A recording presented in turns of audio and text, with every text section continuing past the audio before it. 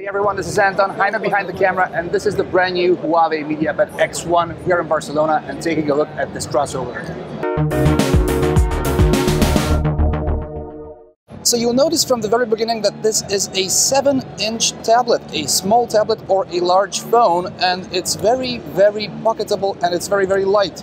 We'll have comparisons with the competing Nexus 7, either first or second generation, and the iPad mini, and you will see that both of these devices are larger in their footprint, and this is something which has been called out by Huawei's CEO several times.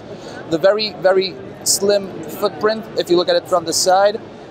The aluminum back, backed up by plastic at the top and the bottom because of the necessity for LTE connectivity and antennas. And while we're at the back, we can take a look at the camera, which is one of 13 megapixels, and it has a flash, unlike the one on the iPad mini and the one on the Nexus 7. But taking it to the front, you'll see the 7-inch display with a 1920 by 1200 resolution for a PPI rating of more than 300. I'm guessing it's about 323.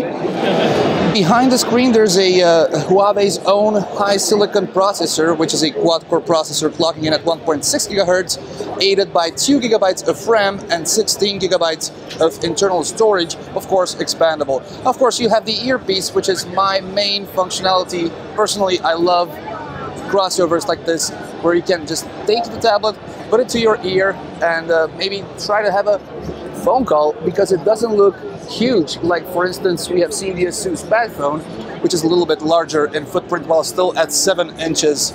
There's a 5 megapixel front-facing camera, and as you've seen, Huawei has moved the buttons to the screen, so the bezel is much, much smaller. Of course, when you will flip this to landscape mode, you will not need to hold it by the small bezel. You can put your finger on the screen, and if you're in the browser, you can just browse with the other finger, so it will neglect your first finger being on the screen.